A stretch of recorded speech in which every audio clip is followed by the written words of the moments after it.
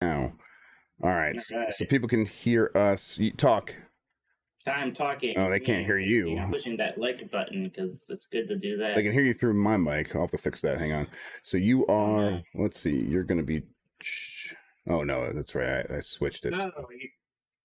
No, just swear I'm behind your head. That's what I'm doing. It falls off, man. No, it'll be fine. It'll be fine. Hang on. You got this. You got this. Yeah. Wait, I wonder if that's a routing thing. You're a routing thing. You're a ratty thing. Wow. Yeah. Broadcast stream mic. So. Ghost of mic check. All right. Talk again. I'm talking again. It's me talking again with my voice, with my mouth and my tongue, and using those things in conjunction to create sound. I'm going to put it on my. All right, hang on. Yep, I'll put it behind my head. I'm always right. Shut up, Mike. Look, just take it off there a bit. It'll be fine.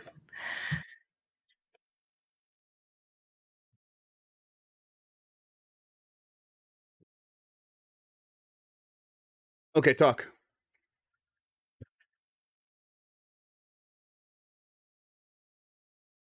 All right. Now they can't hear you because I chose the wrong thing, so I'll just fix that real quick, and then we'll check the levels, and then we'll be good to go. Chat. Can't hear him. Yeah, he knows they couldn't hear me. Okay, Mike. Now you talk.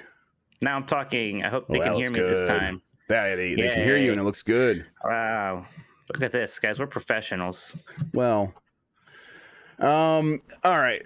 So I have the rundown. I have you. I do think I still want to set up. You don't have me. You'll never have me. God damn it. All right. Let me just set up one more thing. Settings. We open up my Lipton Diet Green Tea. I was really hoping they would have announced that Witcher 3 thing by now, but they've been doing a lot of panels about the TV show, and it seems like they have a lot of those to do, so I don't know when they're going to announce any video game stuff, and I'm not going to watch 3 hours of panels about a show I don't watch in order to see it. I know, yeah. All right, intro, and then I want to play that through the sample. Wait, this is the wrong one. Next profile. You never give me your money. I'm still convinced that morning voice Grubb was just him being sick, for the record. I don't care what you say. By the end of the episode, you're like, oh no, you were right. Shut up. You know what I was doing. Shut up, but hear me. I think he made you just feel better. Button doesn't work. All right.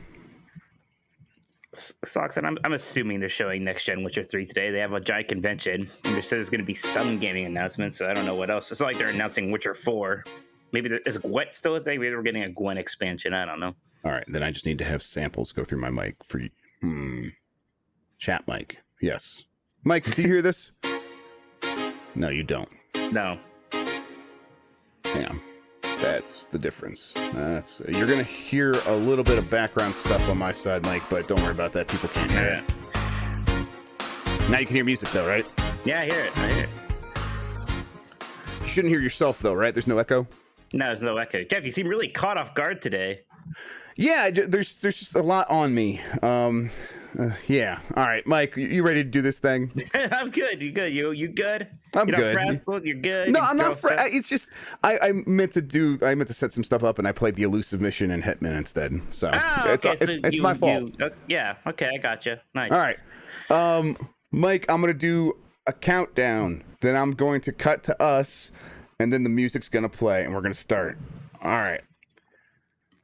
5, 4, 3.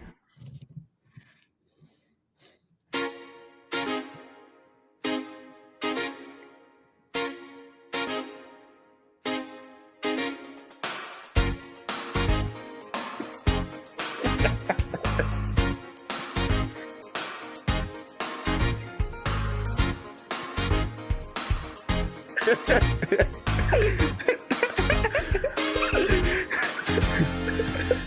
the internet. You're busy. Let's do this. Welcome to the Games Beat Decides podcast. This is the podcast where we decide everything in the world of games so you don't have to think for yourself. I'm your host, Jeffrey Grubb. With me is the Meat Master himself. Cheddar Boy, let's go. Beef Cheddar Boy. Okay, so if you're listening to the audio version of this podcast, I will make the I'll make the screenshot or the cover art what everyone on YouTube is seeing, which is us representing the beef and cheddar life. Mm-hmm. Mike, you want to describe what you and I are wearing? Yes, Arby's contacted us on Twitter, which was incredibly exciting, and they said they wanted to send us something. They sent us the Arby's hat, you know, like in the logo, and the meat suits, which is just like a giant pair of like sweatpants and a hoodie that just looks like layers of delicious Arby's meat. Now, the hat you can buy in the store, but as they said in the letter, the meat suits are only earned. The meat sweats. That's right. They're called the meat sweats. This is only earned. That's right. Yes, and in the letter they sent me, they specifically said that my brother Chris bringing me Arby's on the show was a big factor in this. They actually sent him a hat too with me. Oh, good. So he's got a hat. Not the meat sweats though, because again, those are really special. But yes, we did it. This isn't quite full sponsorship yet, but man, what a major step forward. You laughed. You thought this was all a big stupid joke when I said we're gonna get sponsored by Arby's, and look at us now. Yeah, totally. We are wearing meat sweats. Yeah, it's a dream accomplished. This is pretty absurd, but I think it's pretty funny too. I just can't help but feel it's that Wayne's World scene where they're wearing the Reeboks and stuff. But I love it. I said I'll sell out as soon as I possibly could, man. I mean, it's short. I love Arby's. Let's go. Yeah, let's go. That's right. Mike's right. Absolutely. I can't keep the headphones on my ear though, so I'm gonna take off the hat. I'm gonna set it right here though, so everybody can still enjoy it right there. I also have the meat sweat pants, which I'm definitely not wearing because it's way too hot. It's gonna be like 100 degrees today. I got the pants on. I've got the full thing going. Well, no one can even see them, but you get an energy from it. I tell you what. Yes, this is an energy. Absolutely. Okay, so Mike, how are you feeling? You feeling pretty good? Feeling meaty. I don't know what I expected when I asked that question. I tell you what, I love that that pepper bacon is on top, because man, that bacon on that chicken bacon Swiss, ooh, that is the good stuff. I don't know how they get it. So it's crispy yet tender, and those little bites of pepper. Woo. Yeah, I'm feeling good though. I'm feeling pretty good. I actually, my wife wants to dare me to go to Arby's wearing all this stuff. I'm like, you don't have to dare me. I'll just do it. Oh, I'm doing that. It's not open indoors yet, but I'm very excited to go in there wearing this and explaining to them why Arby's thinks I'm important. and again, they're just like, okay, what do you want? Just order your food. Like, I love it. I'll point too much. I want this, and then I want that. It's the internet. I'm reading the wrong thing. Oh my god. Get more from me and Mike at gamesbeat.com. If you have something to share with us, you can email the podcast at gamespluspodcast@venturebeat.com. Thank you to Carlos Ayin, who is Insane in the Rain music on YouTube for the use of our theme song. If you're listening to this on the website player widget, if you're watching on YouTube, there's an audio version on Apple Podcasts, Google Podcasts, Spotify, and more. If you're watching on YouTube, though, give us that thumbs up, that like. It really helps people find the show. And if you like us on the, and you listen on Apple Podcasts, you can rate us there. That also helps people find the show. Join the Discord. It's discord.gg/game mess. Come hang out with us. It's a hopping community. Like, we got a lot happening there. And you can support the show and the stuff we do in terms of video by going to patreon.com/JeffGrubb. And that gets you into like the secret channels inside the Discord, industry secrets, and the podcast producers where you can give us our feedback. Is Penny trying to eat you, Mike? I wish. Wait, what did I wish at? That's weird. No, I don't know. She imagines there's something outside that wants to hurt her, and there never is. Yep. Dogs are just all anxiety. I mean, I'm not gonna lie. Maybe the giant meat suit I'm wearing with the hat is throwing her off her mojo a little bit. All right, Mike. We should get to some news. Yes. We could start with the Swoled, the Switch OLED. Yeah, Swoled. Yeah. Oh, wow. Switch OLED. What do you think of this thing, Mike? Not what I wanted at all. I don't care about. I mean, I care a little bit about a bigger screen, a nicer screen, but my really only big concern with the Switch is performance. Yeah. There was a clip of Yeez 9 running on the Switch, and Yes. that was looking pretty rough. We got Pokemon Legends Arceus, like it's a reveal trailer, right? In trailers, you try to find the good stuff to show, and its performance was looking rough. So yeah, that's my worry. And I still think a Switch Pro is coming, and it'll probably come next year. I sure could go for it now. Yeah, I wish it was coming now too, because I am gonna buy this thing. My Switch is feeling pretty old. My Switch is so old that the fan was getting really loud, and I bought like a used Switch to replace it. And that one is like having trouble where if I take it off the dock, it doesn't recognize one of the Joy-Cons, and so I'm like, I'm due to like get a replacement. And I wish the replacement was like the big upgrade and had all the bells and whistles, but because I want one now, I am just going to get this thing. And then if they release another one, in the next year or two, that is a significant upgrade, I'm going to buy that too. And I think that's part of what they're doing here. I think this is just them like saying, hey, we are ready to do a revision now, and we could do one pretty simply with a bigger screen, and we think that's enough to get a lot of people to buy this instead and spend more money on Switch hardware instead. And they're right. I think this thing's going to sell very well. I think that if you are going out to buy a Switch, this one's probably going to be easier to find than the older models because they want to charge you more. And I bet that they are making a pretty decent profit margin on this. It's probably not $50 plus, or like it's $50 more than the standard Switch. This thing probably does not cost anywhere near $50 more to produce than that thing. So, and I mean, yeah, and look, I get it. Why raise the price on something that's why lower the price rather on something that's been selling so well? But the Switch is getting old, right? And typically, hardware costs less after a while, right? Yes. So the fact that the normal Switch is still $300. I mean, this thing's what does a PlayStation 5 cost? $400?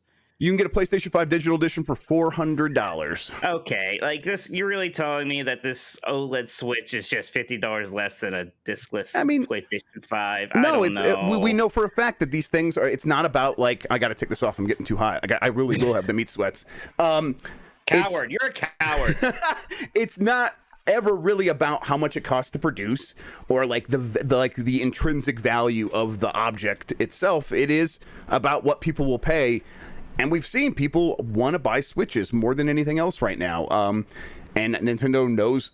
Yeah, I mean, I said this somewhere else. I can't remember. Like, I said Grubb Snacks earlier this week. This system, it feels like it is Nintendo getting away with something in so many different ways. Like that is like the headline here. Nintendo feels like it can get away with this. And the reality is, it can get away with it, and it will. It's probably not going to like have any like big backfire.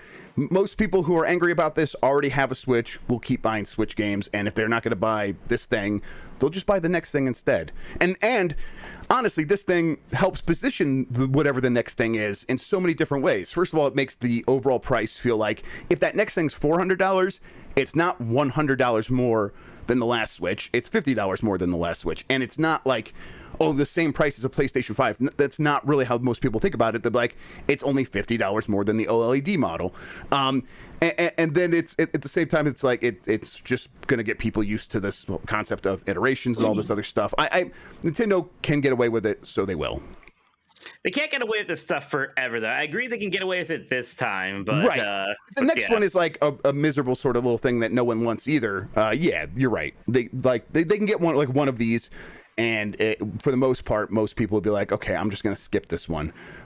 You're right. Like if they make choices like this over and over and over again, people will get pretty upset. But I feel like they are in a position where they see the sales numbers, they see the way people, are spending their money, and they say, "Hey, we could have charged more for the Switch originally. We should probably just do it now with this thing." Yes, absolutely. All right. I guess just to like go over the reason we didn't people have talked about this thing to death, so we're assuming most people are aware of like what the details are of this thing. It's got a bigger screen, 7-inch. It's a Switch OLED, so it's got the OLED screen, which got a LAN port. It's got a LAN port in the dock, and you could buy the dock separate, but not at a store. Like it's never going to be packaged. They'll just like sell it to you from Nintendo.com, which is kind of weird. But yeah, I mean it's kind of, I almost expected this. I think I just expected this version of the Switch earlier, and I thought they had waited too long, and that's why we would almost certainly get like the new 3DS equivalent instead of the 3DS XL equivalent. But when you look at what Nintendo's done in the past, this thing just makes all kinds of sense. They had a 2DS, so they have a Switch Lite. They had a 3DS, they have a Switch, and they have the 3DS XL, and now they have a Switch OLED, which is basically the XL. So it just makes a lot of sense. I guess, I mean, you said you still think we'll get a Switch Pro next year. I think a lot of people are split on this. A lot of people think we won't. But why do you think we'll get one? I mean, they have to do something eventually with the performance. I mean, it's an issue now. It's only going to get worse. Like, we're at a point now where we could still maybe port some of these games from like the newer systems. Once people slow down on PlayStation 4 and Xbox One development, that's going to get harder. Again, Ys 9, right? And it's just Ys 9. That is looking very rough on the Switch. Mm-hmm. There's going to come a point where people are going to get, quote unquote, a little anxious or fed up, especially if we start seeing like that, that Steam Boy, if that's real, and we have these other alternatives in terms of playing, quote unquote, console games on a portable system. So, it's just got up. I still think there was a lot of smoke there, right? These reports and rumors and stuff. And just because we're not getting that now, I still think there is something to all of that. There's a fire somewhere.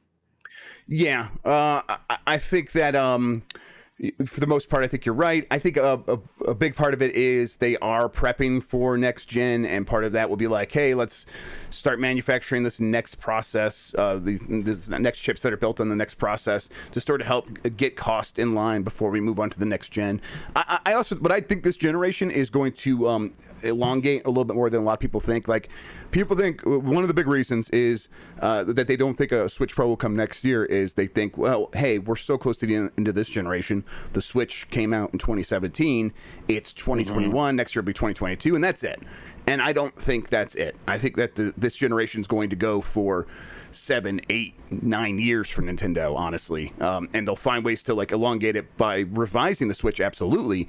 But in terms of sort of wiping the slate clean and doing a new generation and introducing something new, that seemed and that doesn't mean that they won't release a Switch 2. I just think if they release a Switch 2, it'll be like a Switch Pro. It'll be like a Switch Pro. It'll be the Switch Pro. Right, it's exactly. Just gonna be, it's weird because it's just semantics. Because I mean, really, all they do need to do is make what they have, but more powerful anyways. And you can call that a Switch Pro. You can call it a Switch 2.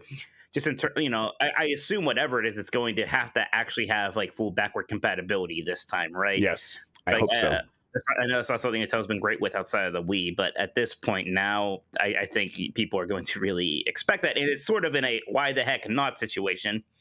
And maybe, it's Nintendo still. I'm still worried that like their next console, for whatever reason, is not going to be a Switch 2, and it's going to be something else really weird and stupid, so that you can't just like put Switch games on it immediately because, whoa, how is this Switch game going to work with our brand new baseball bat controller or whatever? Right? I don't know.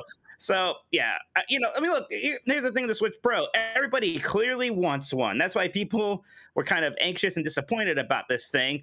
And at some point, there has to be some. Well, people want it. We must have been talking about it at least a bit. If it's not straight up already the plan, I can't imagine how it's not going to become the plan very soon. Right. And again, like if we think about it, like let's think about it from a perspective of Nintendo trying to get away with things, right? They are raising the price to $350, and if they wanted to, they could release a Switch Pro for $400, and it's like, okay, now we're raising the price even more, getting people used to the idea of paying more for Nintendo hardware, and if we feel like we can get away with that, we should strike while the iron's hot here.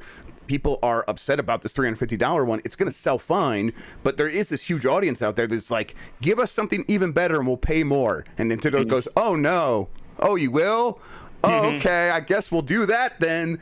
Geez, you got us. And it's like we're kind of falling right into the trap here, I feel like, that this thing is about making the next thing look even better in a lot of ways. We always talk about that medium popcorn thing. You are going to compare this to that. And when you compare this to that, that thing's going to be like, it's going to look like a steal, like for a lot of people. And they're going to be so grateful that they'll drop however much Nintendo wants to charge for it. So it's it's slick business. It's something Nintendo's done for decades, and I think it's kind of unavoidable. And in terms of all the reporting we heard about this thing, about the Switch Pro, I think most of that stuff probably was true. It just obviously the wires got crossed, and so in the end, we'll get something that probably still looks a lot like what everyone was talking about there. I agree with people who say this is personally your fault that we're not getting a Switch Pro this year. I get it. Don't worry.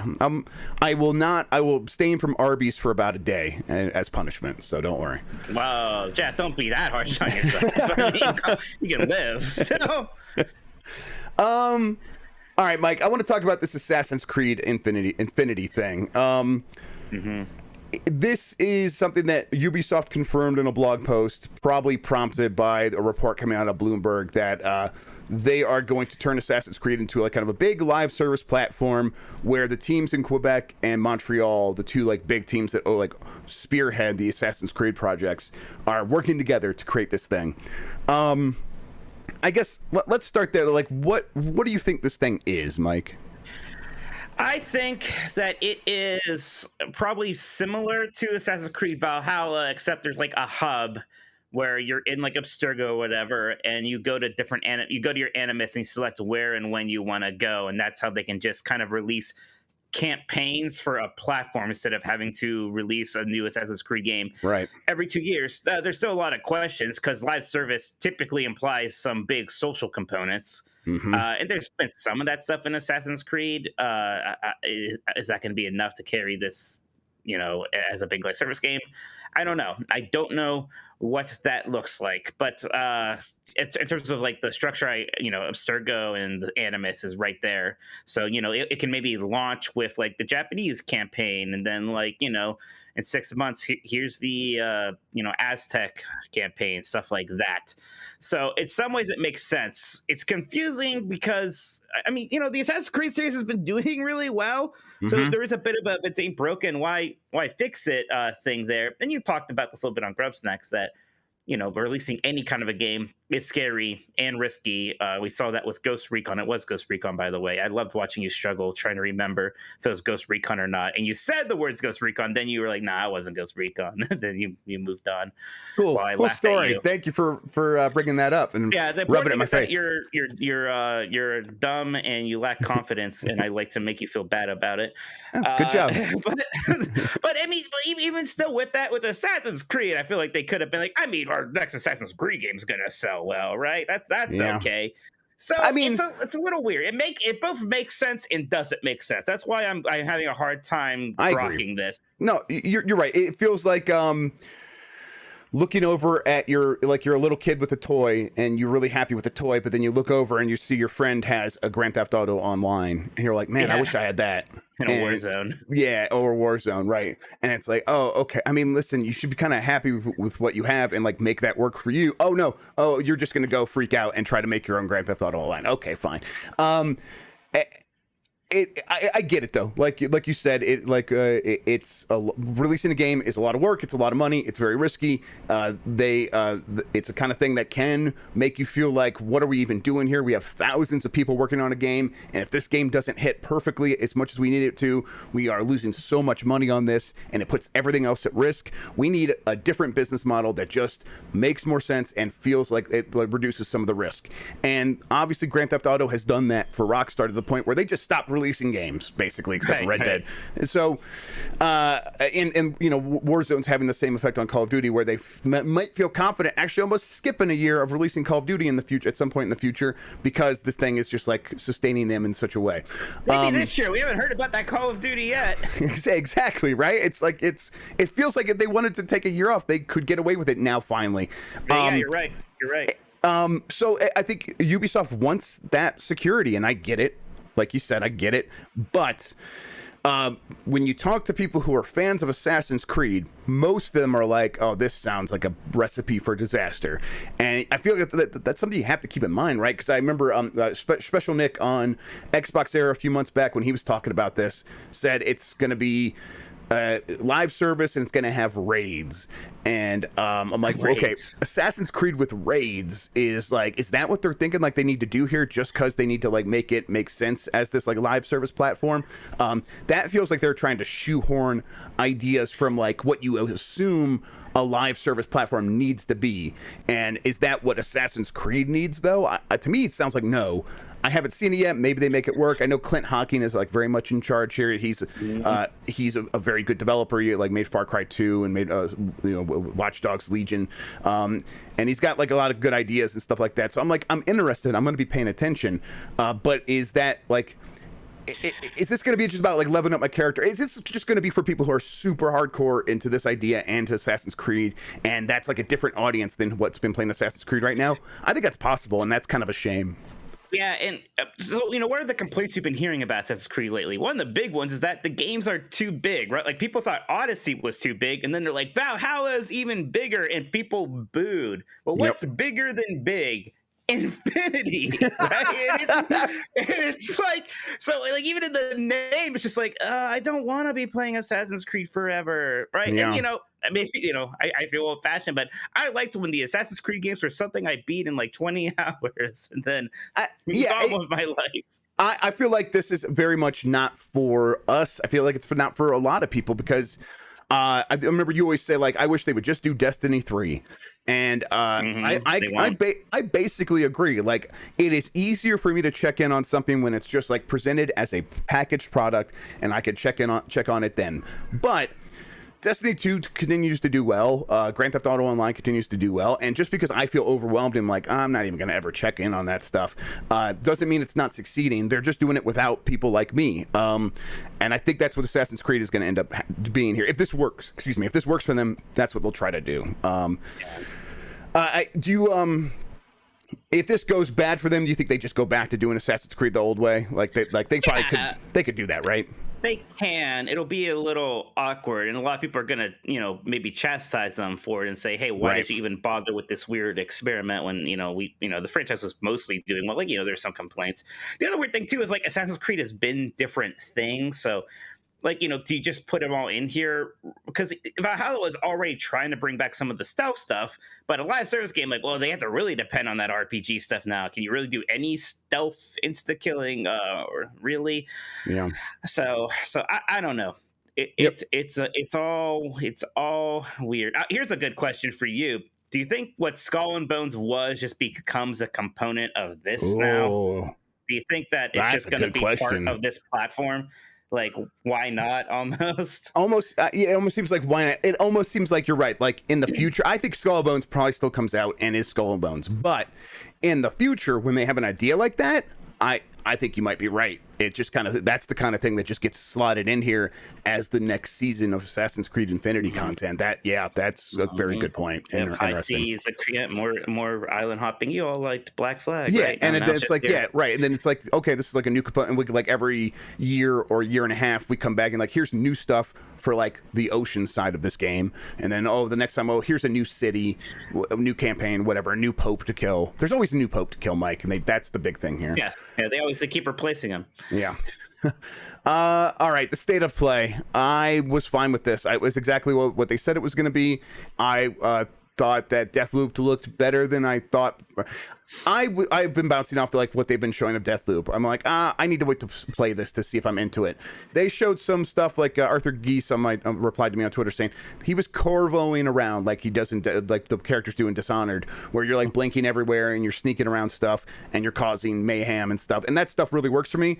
And they also presented it like it's Dishonored, but it's also Hitman. And so of course that speaks to me, and I like that concept. The Hitman vibe is nice. I think, and I like Dishonored fine. I liked the that gameplay. I like that zipping around, so that's cool. The vibe isn't quite hitting it with me. It's that we've got jokes sort of vibe. People are trying to be funny. People are swearing, but with little conviction, so it's just kind of awkward. It's like, I'm absolutely playing a video game. It's almost Ubisoft level swearing. Yeah, almost. So, but it looks like it could be very fun. So I am interested. Yeah, I am very much ready to try this game now for myself. I know they did they went around showing the game off to people a few weeks ago, and I missed out on that, but now I'm like, okay, next time they're going to show this game, or if they're going to send out codes, I'll definitely want to try it at that point. It also feels like PlayStation very much believes in. I guess they have to. Like, they paid a lot of money for it. They have to try to make it a big thing.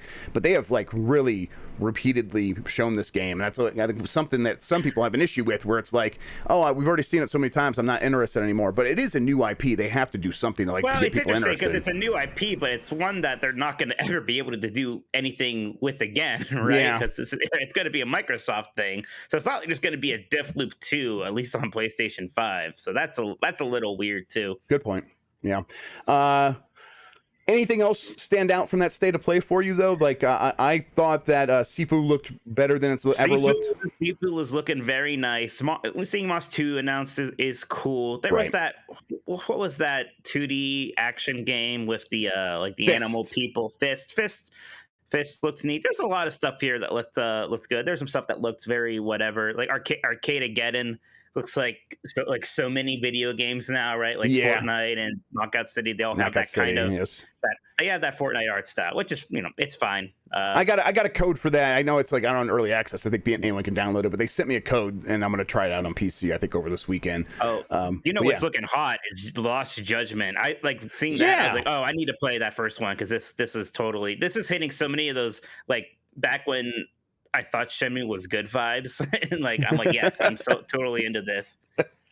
Yeah, it looks like the kind of game that's going to come along and it's going to be, this is almost like Game of the Year material, and it's the kind of, like, it is getting a certain level of hype right now, but it's not the thing that everyone's talking about. And I think there's a chance it comes along and it, like, blows up and everyone's like, oh, this is Game of the Year material, like I said. I think it looks very good, and it looks like Yakuza, but with the different vibes and all that, the lawyering stuff. I love all that lawyer shit, man. Yeah, I know, me too. Games. I love that stuff. I started watching all the 1990s lawyer movies, like The Firm, and basically anything with Gene Hackman or Tom Cruise in it. Yes. It was all very good. Jet the Far Shore worked for me, though. It's you said it looked boring. You might like this, Jeff, and you were right. Again, and I mean, I was joking. I know you were. Jeff game. It looked like a Jeff game, but yeah, it does look interesting. It's got a bit of a No Man's Sky vibe with a little bit of Flower almost. I don't know where I'm getting that from. But a little bit of that. It's about, like, sort of, it's about movement, and Flower was about movement too. They were, like, very much, like, hyping that up, at that aspect of it. Like, this is about motion and locomotion and moving through this planet. But also they said it's about avoiding conflict and avoiding violence, but still you're supposed to try to catalog and understand the way the flora and the fauna works on the planet. And that stuff, I'm like, okay, so how's that going to work with you also trying to not, like, interfere? And it sounds like a kind of a Prime Directive sort of game, and I found that pretty interesting. So they've shown that one a bunch before as well, and now that, like, this time Deathloop and Jet the Far Shore, I'm like, okay, I'm ready for both of these games now, and both of them are still coming out in 2021, so looks like I'll get my chance pretty soon. How do you feel about state of plays right now? I mean, this has kind of been the tempo they've had, right? Where they come out, they say what they're going to be, and then this is what we get.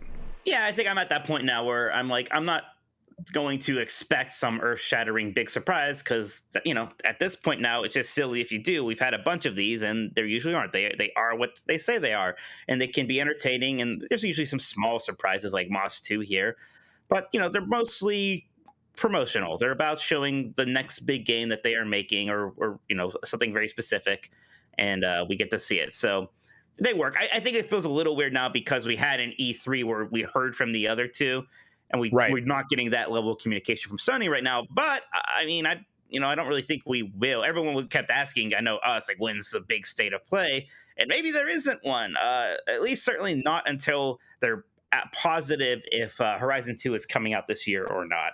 Right. It feels like we kind of know what Sony's year looks like now, especially since they announced the Ghost of Tsushima director's cut. So we know that's coming. We know they have Horizon. yes, Death Stranding director's cut. We know that Horizon is somewhere on the border between 2021 and 2022, but they want to get it out this year. So we're in a holding pattern on that. And then there's Deathloop, and then maybe Ghostwire Tokyo.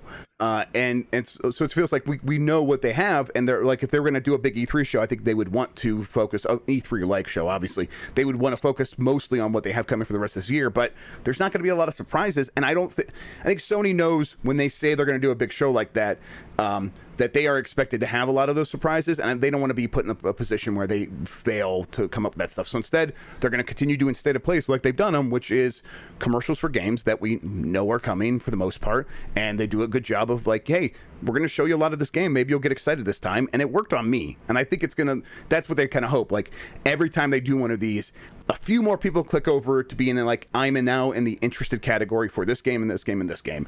That's a success for Sony. So I think that they're going to kind of keep doing it this way. And I'm fine with that. This is what I think they sold a lot of people on Sifu and Lost Judgment who maybe were not sold on that before. And Deathloop too. So yeah, yes. I think it's a success. Again, it's not the most exciting show in the world, but it did what it needed to do. Yep, agreed. And then we mentioned it, but Ghost of Tsushima's director's cut did get announced. We didn't talk about that last week, right? This thing, this thing it has the pricing issue, right? Did we talk about? I feel like we did talk about the pricing thing. We did talk about this last week, yeah. I mean, you know what? I'm just gonna scratch it out. Everyone knows about that. I'm gonna that seems like old news. I mean, they're doing the same thing now with Death Stranding. It's basically the same model, right? I guess that's the question. What do you think is the next director's cut from Sony? Or do you think they use that title now? Right? That's got to be one. Do you think there's a chance that it's Bloodborne? Do you think we get the Bloodborne director's cut? That's what people really want. Bloodborne almost seems too old to like jump back to and add a bunch of new content to it now, right? So I think Bloodborne will just be a next-gen upgrade. I don't think it's going to be a director's cut. Hulu Heyman in chat says, why NBA Live is in the description of the video. I'm sorry. That's left over from last time. Ignore that. That game is not in the works. Please, no one take that to mean anything. God. Yeah. That's just me that being was lazy. Back when we were trying to joke. No, it's not Dead Space. It's not Dead Space. Yeah. It's NBA Dead Live. Yeah. Oh, we're so clever. Listen to me. Listen to the guy wearing the Arby's outfit. Ripple Effect. This is a studio that was once known as Dice LA. It's had a bunch of different names, but most recently it was Dice LA, and they chose a new name because they are going to sort of step out and become like their own studio again. Right now they are working on Battlefield 2042 with Dice Prime, with Dice proper, but they also revealed that they are working on their own game under the supervision of Vince Zampella, who is the founder of Respawn and like one of the key members of the team that made Call of Duty, Modern Warfare, and all those games. I'm excited about this because I think EA sees a lot of potential to do things sort of the Respawn way, and this is one of the first big steps of enabling one of the other studios at EA to start making games in that way. But you wrote about this. Any other insights on this, on what's happening here? No, I think it's just cool, compared to, Activision Blizzard, which has been sort of consolidating its studios and just sort of putting everything on one or two projects. I think it's nice to see a kind of support studio actually be promoted to its own studio with its own name. And we know, they're helping on Battlefield right now, but they're going to have their own project next up. And we don't know what that could be. It could be anything, and that's exciting. That's neat. Yeah, there are some rumors today about Bloodborne. Just a real quick touch on that. People keep bringing up Bloodborne Nocturne. That's coming from 4chan though, so maybe I don't. Yeah, I have my doubts. Hopefully it's right. I don't know one way or the other. I'm excited about this too, because you're right. Like, I like seeing the studio get promoted. I think that's a good way of putting it. And EA could use more games, right? They could use more studios making more different kinds of games, and not just being on okay, now we're doing a Battlefield sequel. Now we're doing a battle. What's the Star Wars one? I want to say Battle. Yeah, I was gonna say Battleborn, Mike. So not Battleborn. Not just be on this cadence of releasing sequels to stuff. Maybe try something different. It doesn't have to be a Medal of Honor game. Please don't do that. But I was about to say, I hope it's not, because that would be the most obvious thing, Yep. and it's like, no, I We think don't we're need all that. past it. We're done. It's Yep. okay. Medal of Honor was nice. Yeah, you tried that. There was there was one in like 2015 or 2016 that they did as a sequel. They tried to Call of Duty Modern Warfare it. That didn't take. Then they did that VR thing a little bit ago from Respawn, and no one talked about Right. it. So, but it's like, yeah, there's a series that so clearly peaked a long time ago with Allied Assault. Like, well, let's move on. That's right. Hobby grade stuff, says Patrick in chat. That's right. Bloodborne. Or Battleborn. Okay.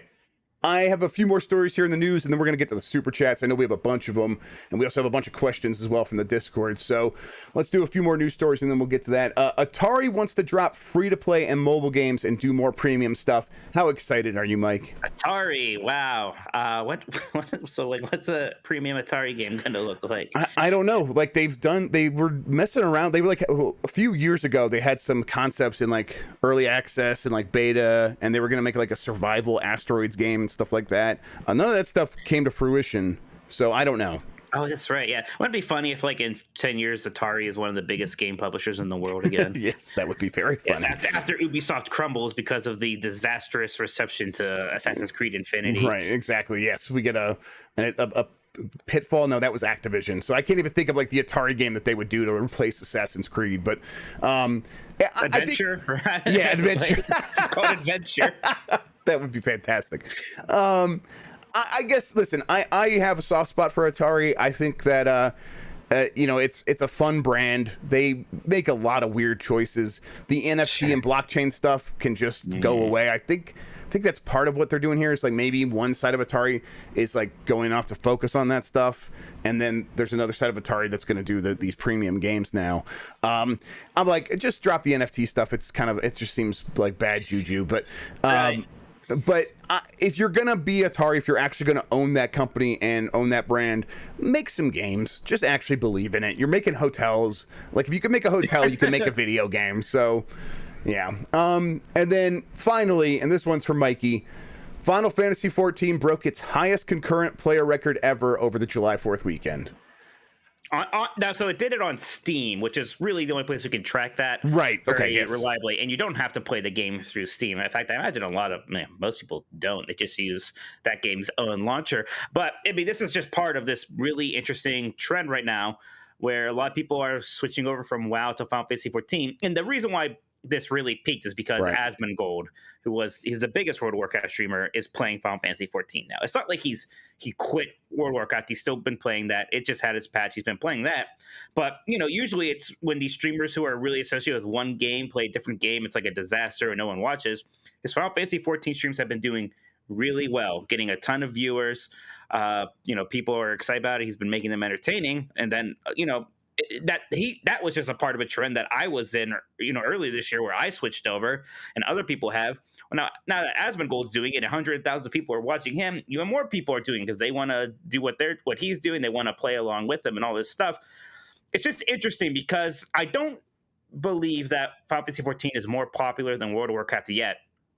But forever, right? For how many? 15 years or whatever that World of Warcraft's been around. The entire time. So undisputedly number one, and it's not undisputed anymore for the first time ever, I think. And more so than anything, in terms of, it's not just about Final Fantasy XIV. I think we are finally at this point where these players can be MMO players. They don't have to be World of Warcraft players. Right. And I think, Asmongold talked about that too, where he's excited to play New World when it comes out, and Ashes of Creation and Crowfall and all this other stuff. So it's interesting. And World of Warcraft's patch came out, and its story kind of continues to be a mess. Once again, like, the raids are very good, but it has all these issues, and there doesn't seem to be any direction in changing it. And the big thing really is that World of Warcraft's fans and developers have an awful relationship right now. They hate each other, and it's mutual, right? Like, the developers don't seem to like the fans very much, and the fans don't seem to like the developers that much. Like, they almost need counseling. Meanwhile, in Final Fantasy XIV land, it's a love fest. Yeah. It's an absolute love fest. And that's one of the fun things about it. We talked about it like last week or the week before that. Like, the meme is just advertising the game. It's incredible. It's like, I mean, Microsoft's getting some of that stuff right now, where it's like Right. everyone was doing that's the same sort of advertising Microsoft as the meme, but like that's what it's been with Final Fantasy for like this entire year, is people just saying, oh yeah, did you know that you could play Final Fantasy 14 up to level 60 or whatever it is? I don't know what it is because I'm not one of you freaks, but Final Fantasy 14 free trial goes up to the critically acclaimed Heaven's Ward expansion, level 60. Yeah. God damn it. Yeah, exactly. And so that's the kind of thing that only happens when everybody's feeling really good about the game. And yeah, so I could see that from the outside, but it does seem like this is like a lightning rod moment for them in terms of Asmongold. They haven't had a giant content release, really. They had like the last patch of really the expansion that came out 2 years ago, just about a month ago. But it's actually kind of a slow time for content until the launch of the new expansion this fall. So right, like it's only probably going to go up. It's interesting. I'll tell you what, like I'm riding it, man. I'm loving Final Fantasy 14. I still play it every day for hours, and I still go to bed excited about playing it again the next day, which is kind of crazy for me for how much I've already been playing. So I'm gonna start playing Elder Scrolls Online with your brother. That's sure. Yeah, even that game's been doing well. Oh gosh, it is weird how some of these hanger-ons are. I think I just read that Lord of the Rings Online is getting something. Of course soon. It is. That's incredible. And I tried playing that again, I think a year or 2 years ago, and it has just not really been like modernized or updated. So that one is that's crazy to me. Lotro. Yeah, that's why. I think, yeah, I mean, a big part of it is just people are into that sort of online gaming experience right now where they have friends and they want to like spend a lot of times with friends. And it's like, well, what can we all play together? Like, what's something like we have 9 people who are always online in our Discord, and there's not a lot of games that work well with like 9 people. I guess maybe we can all just go play this MMO. And a lot of people start Minecraft servers. Minecraft has had a lot of success recently because of this. Not a lot of success, but they've it's seen like an even bigger uptick recently because of stuff like that. But I think MMOs kind of fit this, where like a lot of people are spending a lot of time together with a lot of friends online. So it's having its moment. I remember talking to the Star Trek Online people, and because I was wondering, like, how is Star Trek Online still doing well? And he explained to me, there's a lot of people where Star Trek Online is the only video game they play. When you're tied to an IP like that, it could just be. We don't really have gamers playing this. We have a lot of Star Trek fans playing it, and it turns out like we can make money just from that. Yep. Mike, let's take a little break, and then when we get back, we're gonna answer some of our super chats. Let's do that. All right, how you feeling? You still feeling good in your meat sweats? Oh, I feel fine. Well, before we even started, I was smart enough to like turn my air on to like 68 in here. That'd be good. Yeah, 1 second. Make sure I need to get the activity feed showing up here. I don't know. Oh, session expired. Weird. Everybody, if you're watching live, please hit that thumbs up. It helps people find it. Like I said, we appreciate it. We got 540 people watching live. That's great. If you give us that like, even more people should show up. All right, Mike. A lot of likes already. Thank you. 1 second. I'm loading up the stream elements. It's like okay. Yeah, no problem. Out on me a little bit. We still need to play Eco, Jeff. That's a good point, Nick. I was actually thinking about that recently. Oh, another Eco run. Yeah, Eco's basically an MMO. Right. The way they yeah. I think it was always what I imagined MMOs were, actually, because it has that division of labor, and I always thought that's how those games would work. Like, you would have such a specialization that you would have to work with all these other people to get stuff done, and I'm sure there's some of that, but Eco's all about that, where it's like you can't even make certain stuff unless you go talk to someone who is specialized in it. All right, I got the glasses on for these super chats. I'm ready, Jeff. Okay. Thank you for joining us on the... Okay, you know what? No, that's not how I'm going to come back. All right. And we're back, and we're doing great here. I'm still very excited about the meat sweats, even though I had to take them off. Mike's looking good. Mike, I understand you have some super chats for us. Why don't you get into those? Got a bunch of super chats here. Thank you, everybody. If you want to send them in, we'll still get to them before the end of the show or during now, whenever. Kung Fu Hot Dog sent 2 in. The first one says, "Hello, handsome gents. How long did it take you to both establish your video game contacts? Are any of them the equivalent of a Pentagon official?" It took me forever to do that, actually. And it was something like I was self-conscious about for the longest time. Like, I felt like I had been working for 5 years, and it's like still nobody knew me, and I didn't really know people.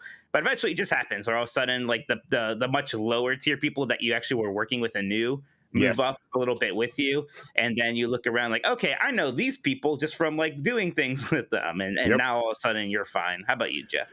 It's the same. I think that's one of the advice I always give when people are like, hey, how do I get into this stuff? How do I make it work? I always say, look for people who are in the same position as you right now and want to go in the same direction and hang out with them. And the reality is that the reason you do that is because many of them are going to go work in PR, and then you can have contacts in PR, or they become developers, and sometimes they give you some insight and stuff. But it's all about just kind of playing that waiting game, making sure that you're answering emails, making sure that you recognize the people who are very important in the PR sphere, and just like Stephanie Tinsley, like she's like the queen of PR. Like make sure you talk to her and stuff, and she's very friendly, so she makes it very easy. It's that sort of thing where it's just like don't overlook the key people, and don't always just try to get in with the people who are already at the top.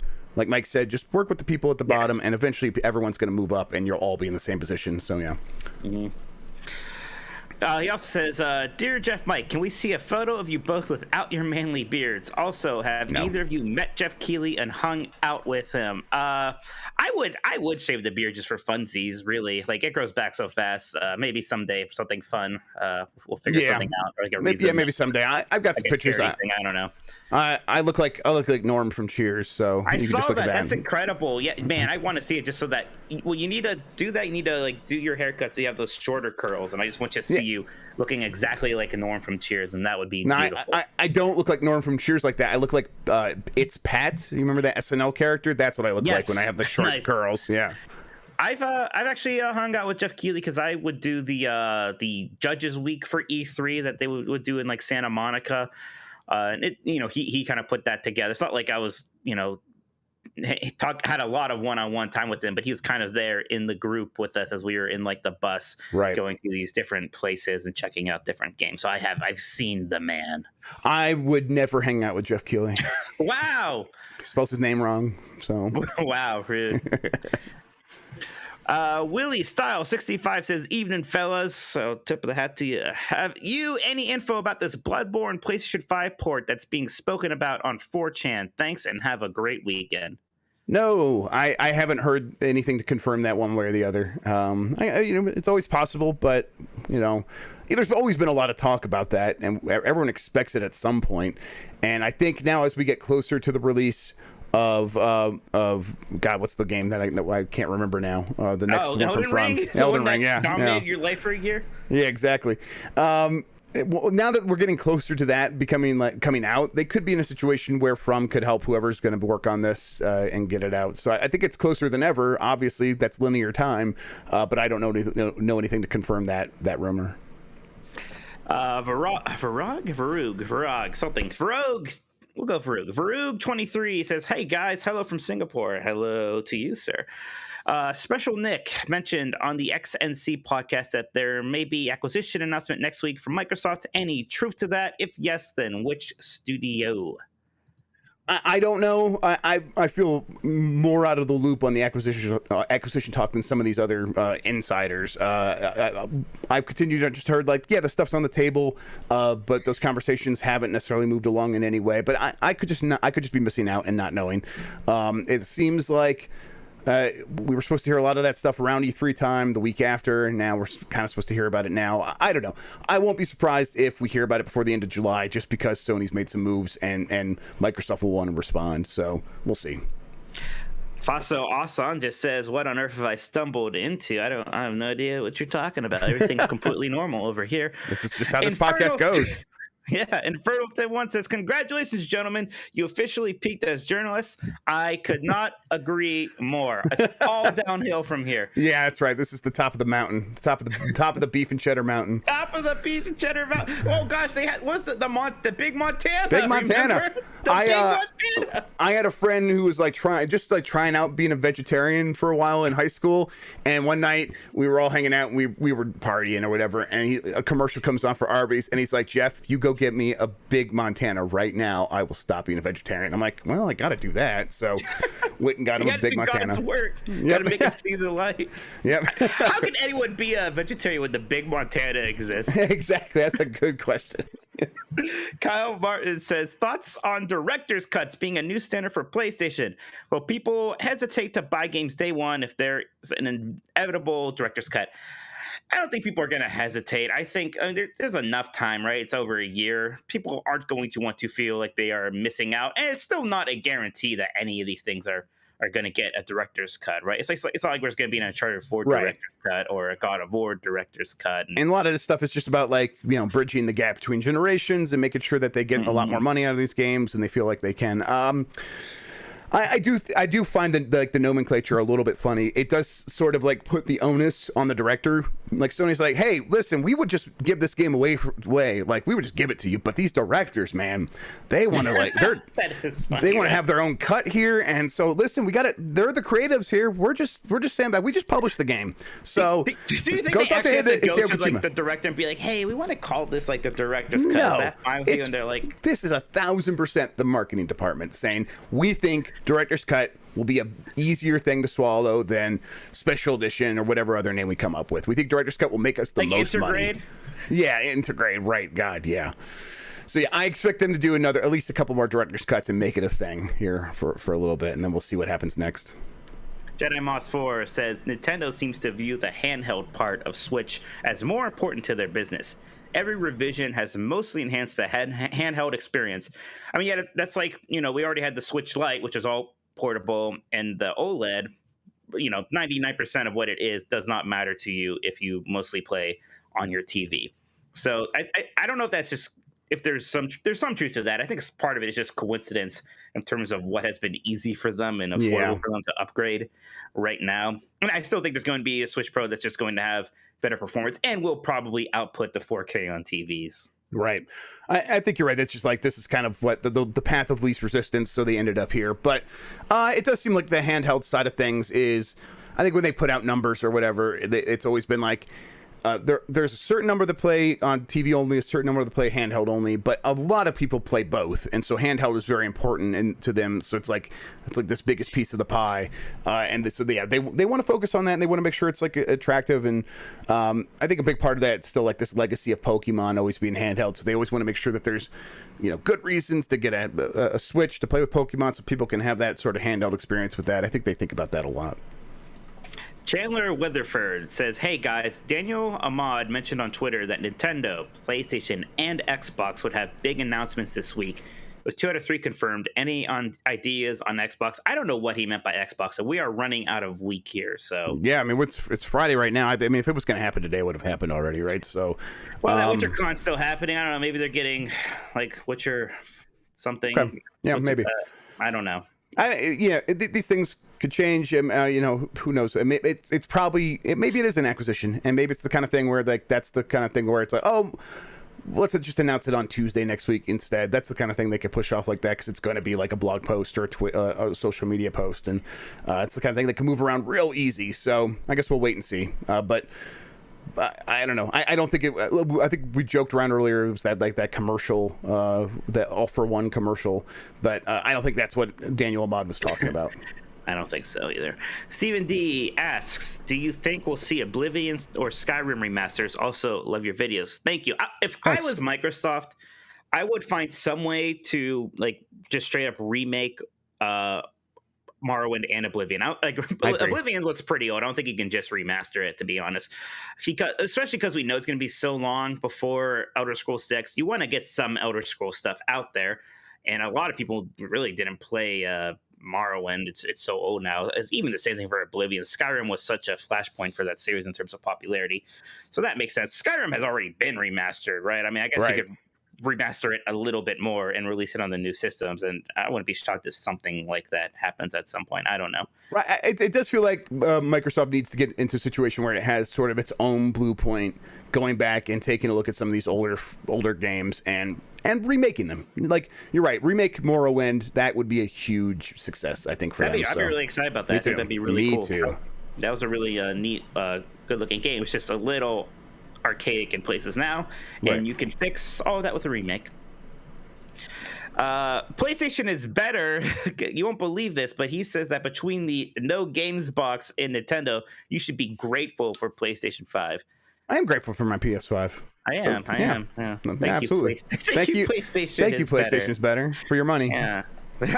Space Dovakin. Speaking about Outer Scrolls, says Assassin's Creed Metaverse? Question mark.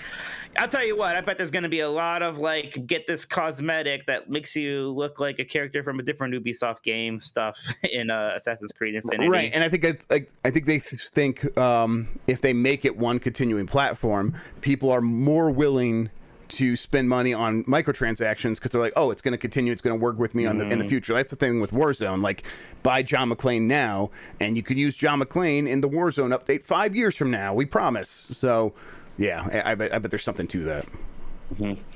Kyle Martin says, is Little Devil Inside coming out? The Kickstarter hasn't updated since June 2020, and their website hasn't been updated at all. Jeff, what do you know about Little Devil Inside? Not much. I think this is one that showed up in State of Plays before. I think, like I said, I don't know much about this one, but I was expecting to see something like that. Like, but there's a couple of those indies. And when Sony said there would be indies in that State of Play, that was one of them that popped in my head. I'm like, maybe it's that one. When we didn't see it, I don't know. Maybe the game's just going to take a little bit longer. But I'm sorry, I don't have much information on that. Adam Harris says, great show, Jeff and Mike. Seems like Mike is ready to raid for the Lost Ark. Respect. If that Lost Ark is filled with Arby's sauce, then yeah, I'm going to go for it. Absolutely. Booty Bandit asks, do you think Switch OLED's initial plans were to have higher clock speeds? Only a 7-inch OLED upgrade when many games barely hit 720p or FPS, or 30 FPS, excuse me, feels odd. I mean, they don't want to. The reason they don't do that is because then they have to, like, developers have to do a lot of work in the back end to support different, like, modes for the Switch hardware. Like, they could increase the clock speeds, like physically they could. I think MVG's shown this where it's like, you know, there was ways to do that yourself once you hack the Switch, and it does make a difference. And the Marico chip inside of the Switch right now has a lot of overhead, meaning like it has like the battery life is one thing, but if you were willing to either sacrifice the battery life or plug it into the wall like the Switch can, you could get more. But they just don't want to put developers in a situation where they are testing for standard Switch and then an upgraded clock speed Switch, and then maybe in the future, now here's another model of the Switch that you have to worry about. They want to kind of keep things all the same in the back end until there is a new Switch that they want people to spend a lot more money on with new hardware that just makes all that stuff kind of a little bit easier or more worth the effort. Like, it will make some difference, like increased clock speed, but it's not going to make a huge difference across the board. And it won't make a difference in like handheld mode because they're probably not going to be willing to sacrifice the battery life. So to me, this still feels like what they were always going to do. A Switch with the bigger screen is such a Nintendo thing that it's just, this feels like this was always the plan. But yeah, maybe there was something that happened along the way that caused them to change things and they did this instead, but I don't think that. Brett Templin says, not sure if Arby's still does this, but back in 2013, 2014, they sold bottles of Arby's and horsey sauce advertised as stocking stuffers for Christmas. Gave it to my ex. She loved it more than any of her other presents, including jewelry. Best Christmas sex I've ever had. Congratulations, Brett. Promise Well done. Jeff and Arby's story. Lol. Well, that is quite a story. Thank you, Brett. I appreciate that. Yeah. I tell you what, Arby's, I think they still do. They make those little like Christmas goblets at Christmas times that you can buy, those glasses. I forget. I don't know if they still do those, but those things are beautiful. I love those things. Nothing like Arby's during the holiday, though. That's right. It is. I mean, it's great all year round, but it just hits a little different at Christmas time. Mm-hmm. Fossil 007's back. Don't forget, we live in a Snyder Cut time, too. Yeah, I guess we should be happy we're not getting, like, the Snyder Cut versions of games instead of the director's cut. Right? Well, we haven't played Death Stranding yet, so let's wait and see. It is almost disappointing it's not just called the Kojima cut instead of I know, right. That's what makes me feel like this is a Sony thing and not a Kojima thing. Like, obviously, when they did the Ghost of Tsushima thing as well, it's like, okay, I get it. But, like, Kojima cut is, like, such another level of, like, what would be implied there. So, yeah, I agree. Somebody tweeted, it was like, finally, Hideo Kojima can make a game that not constrained by Hideo Kojima. Yeah. Like, what does he mean? I mean, he cut it. Like, he's in charge. He's not just a director. Kung Fu Hot Dog. One more question. Why was Seafood delayed until 2022? Earlier promos suggested the game was going to be out this year. Have a great weekend. I think just very normal stuff. Just, development issues here and there. Maybe a little bit of COVID, although It really could just be the normal reasons why everything gets delayed ever. It was a little weird in the trailer how like they almost kind of like highlighted the delay, right? Like they did like that rollback on the clock or whatever. Like they didn't just sneak That it was in weird. there. Yeah. No weird. But no, I mean there's no big like interesting reason. Yeah, I think it's just normal stuff. Like, it just seems like they want to make it a big deal and they don't want to mess up the launch, and so they're going to delay it to make sure it's the best it can be when it comes out, and that's normal. Jedi Moss 4 asks, what is going on with Ghostwire Tokyo? Is it 2021? We don't know for sure, but we haven't heard. It hasn't been officially delayed to 2022, so I think it's supposed to be 2021. And that's it for the super chats for now, Jeff. Awesome. I've got some questions here from our Discord that the Patreon members can access by going into the podcast producers channel and clicking the pin thing. And there's a thing where you can fill out a form.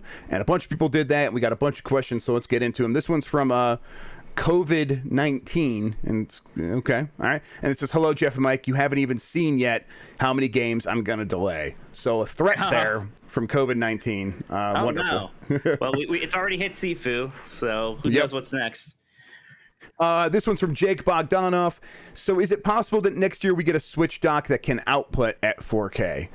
I don't think they would just do it as just a Switch dock. They want to, like, a Switch dock would be the kind of thing that only the very hardcore would buy, and it wouldn't, like, stir the pot for Nintendo in the way that, like, putting out a full new Switch with the dock and all this other stuff stirs the pot in terms of getting a bunch of people excited who already own the stuff to buy stuff again, and to like sell their old hardware, which is an important part of this process.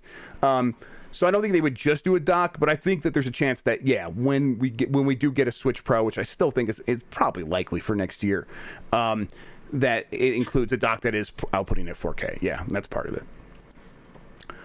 From Nick Turbo, with the announcement of the OLED and the possibility of a Switch Pro, when do you think Nintendo will release their true next-gen console?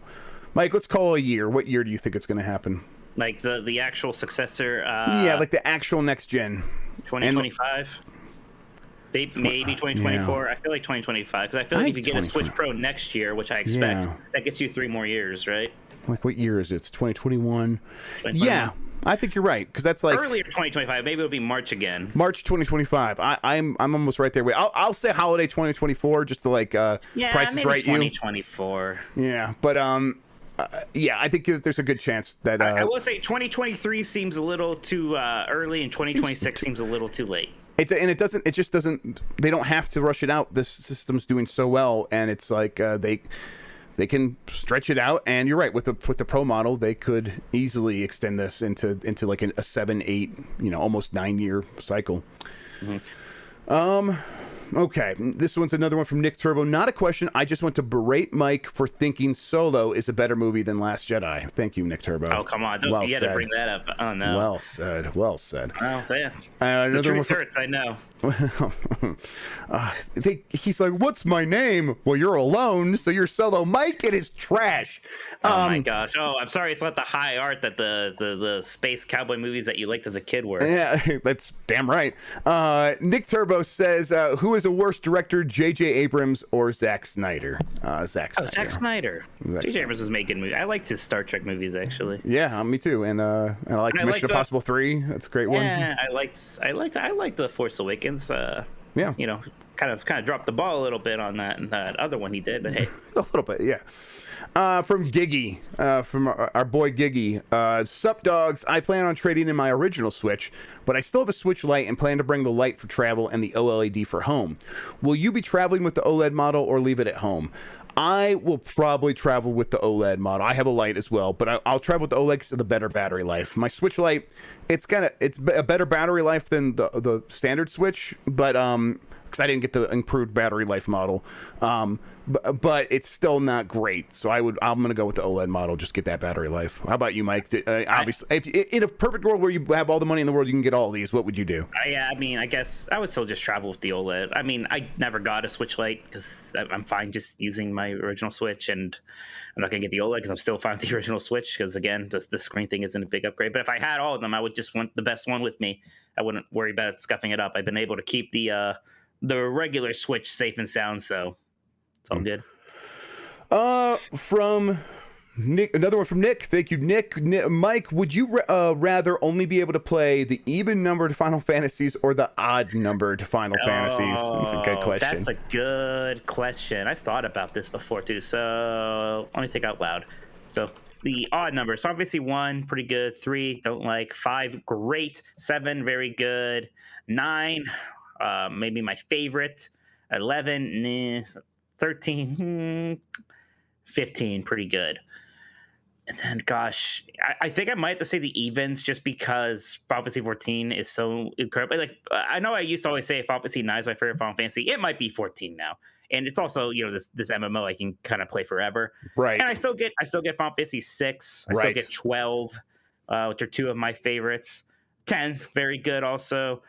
8, I like despite some of its weirdness. I'm actually you definitely don't get 13, counter. so there you go. What? You definitely don't get 13, so that's a bonus. I don't get 13. I don't get. I know 13. you're a defender.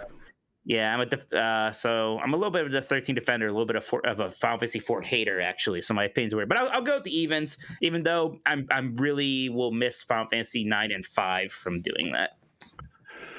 I agree. Fighting game enthusiast asks, why isn't there rollback netcode in X game? Please constantly bother devs about not having rollback in their fighting games. And that comes from fighting game enthusiasts. Yeah, we'll do our best there to help you out with that. We'll just rollback netcode will become our crusade. It is a shame how like some games just have so much better netcode. I think I saw that Skullgirls is going to be like a main stage game or what have you at Evo. And people were saying one of the reasons probably is because, like, not that Skullgirls doesn't deserve it or whatever, but a big factor is probably because it has very good netcode and it's an all online event, so it makes sense. Yep. From John William, howdy gents. It's the 20th anniversary of some of the most influential games ever released, but between Ico, Metal Gear Solid 2 and Silent Hill 2, which would you buy, rent, or burn? Okay, interesting. Ico, Metal Gear Solid 2, and Silent Hill 2. I go back and forth with Metal Gear Solid 2 a lot. When I first played it, I liked it. Then I convinced myself I hated it, and actually it was really stupid. And now I like have a lot of respect for it again. I think like a lot of people like, oh, all that stupid bullshit they were saying actually is kind of exactly what happened. Oh no, now it still has some weird pacing issues, and you know, Raiden sucks. He's not in that game. He's whiny and annoying and not a fun main character. And it would have just been better to play as Solid Snake.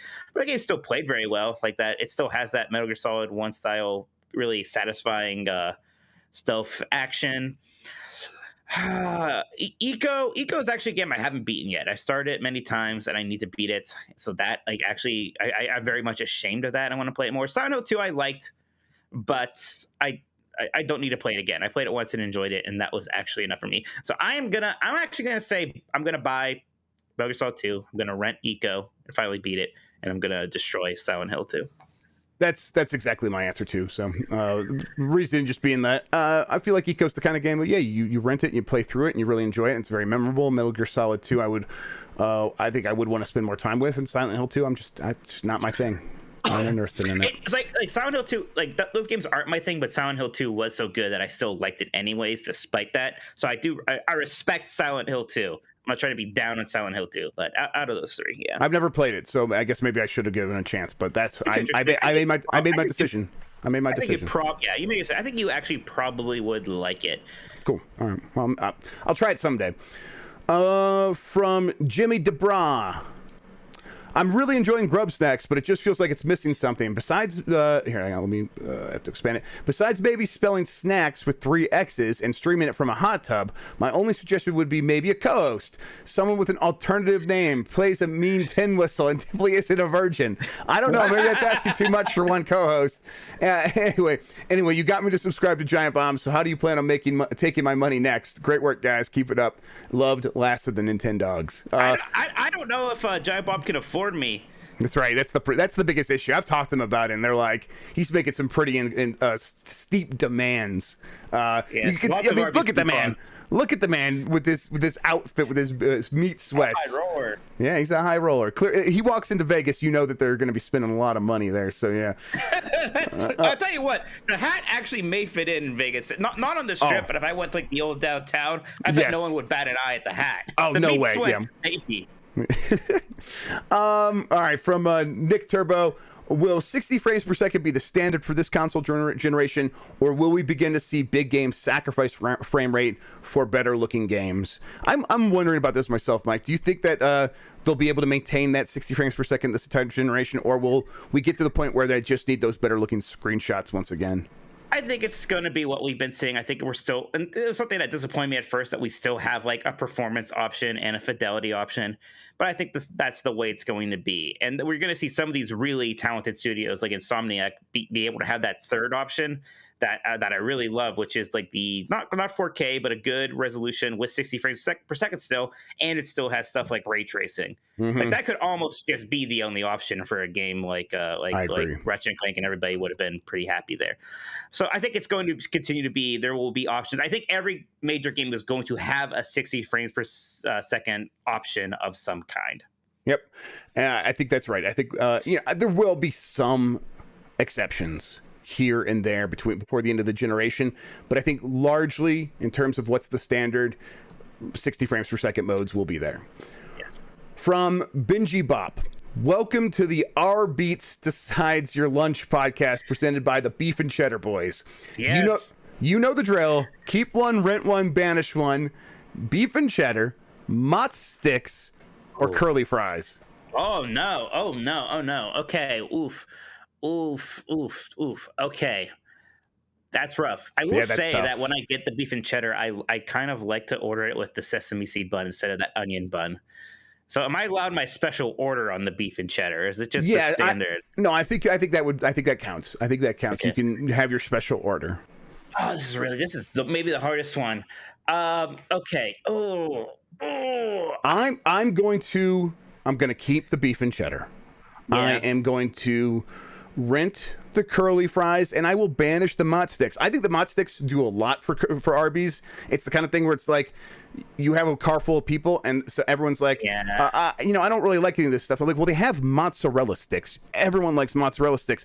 It's the kind of like, it's such a home run for like everybody. It's like, if you don't like anything else on the menu, you're probably gonna like that. But for me personally, like, I could take or leave the Mott sticks at Arby's because I like so many of the other things. So it's great to have, but I don't need it. So I'm going to banish Mott sticks. Exactly. The mozzarella sticks are amazing, but I mean, I can't get them every time. They are mozzarella sticks, but they are fantastic. But yes, I guess if I had to banish one, like I get curly fries almost every time I go, right? And I get some kind of a roast beef sandwich, whether it's a regular or beef and cheddar, almost every time I go to. So I'm just saying. Breaking news. That's what to say. Well, it's kind of breaking news. They actually didn't give a release date. It's just still coming this year, which is what I thought I knew. But yeah, The Witcher 3 Wild Hunt Complete Edition for PlayStation 5, Xbox Series X and S, and PC. Apparently, they did talk about it during the Witcher Con. Yep, and it's also getting some free DLCs inspired by the show too. Yep. Yeah, it says more info coming soon. They should call this the Witcher Wild Hunt. We're sorry about Cyberpunk Edition, and Daddy needs to pay some bills edition. Yeah, I mean, what? Even if that didn't happen with Cyberpunk, this still would have been a smart thing. Oh, of course, yeah. It's going to help them a lot to like, hey, remember we made that really good game? Yeah, play that again. Feel good about it again. It's going to help. Thank you for putting that in the chat, Christian. I appreciate that. Benji Bop says, happy Friday, Jeff. Wait, Mike, did you answer the Arby's one? I can't remember. Yeah, I agreed with you. I agree with you. Same thing. Cool. Benji Bop asks another one. Happy Friday, Jeff. Needs to hire an IP infringement lawyer, Grubb, and Mike needs to hire a YouTube agent, Minotti. Disclaimer, Mike's nickname was created before the Nintendogs podcast. Yeah, that's fair. Got another one for you, but this time game related. Buy one, rent one, banish one. Oh no.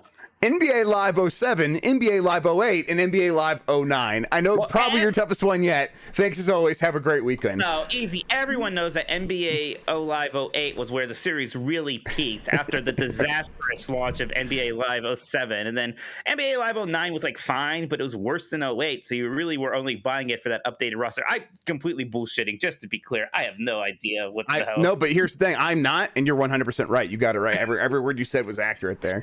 Yeah, so From Nick Turbo, why don't you like John Wick? Okay, listen. Yeah, why don't you like John Wick, you asshole? I don't care about the characters. It's that simple. I just don't care about the characters. I don't know what it is.